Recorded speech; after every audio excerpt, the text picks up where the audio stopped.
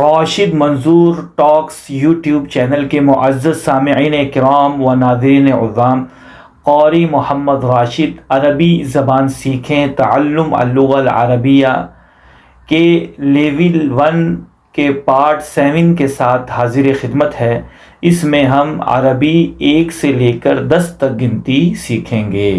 عربی زبان میں 1 کو کہتے ہیں واحد، اور لکھنے میں واحدن بھی کہا جاتا ہے، اور اردو میں کہیں گے 1۔ واحد 1 1۔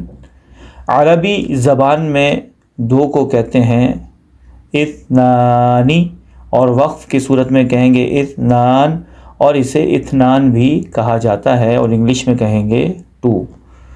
عربی زبان میں 3 کو کہتے ہیں ثلاثۃن، ثلاثۃن، ثلاثۃن، اور وقف میں کہیں گے ثلاثہ، اور اسے ثلاثہ بھی کہا جاتا ہے، اور انگلش زبان میں کہیں گے 3۔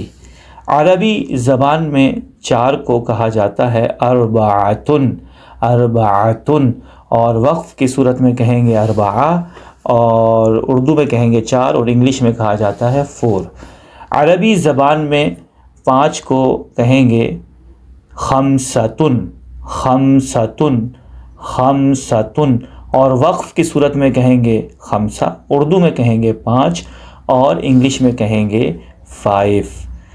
عربی زبان میں 6 کو کہیں گے ستۃن، ستۃن، ستۃن، اور وقف کی صورت میں کہیں گے ستہ، اردو میں کہیں گے 6 جیسا کہ میں نے پہلے بتایا، اور انگلش زبان میں کہیں گے 6۔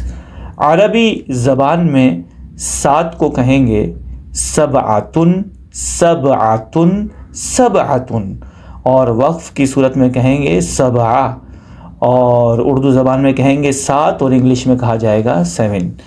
عربی زبان میں 8 کو کہیں گے ثمانیۃن، ثمانیۃن، اور اسے ثمانیۃن بھی کہا جاتا ہے، اور وقف کی صورت میں ثمانیہ یا ثمانیہ دونوں مستعمل ہیں، کہا جا سکتا ہے، اور اردو میں 8 اور انگلش میں 8 کہلاتا ہے۔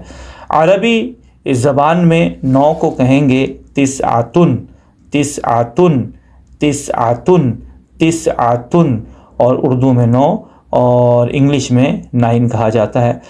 اسی طرح عربی زبان میں 10 کو کہیں گے عشرۃن، عشرۃن، عشرۃن، عشرۃن، عشرۃن، اور انگلش میں کہیں گے 10، اور اردو میں 10 کہا جاتا ہے۔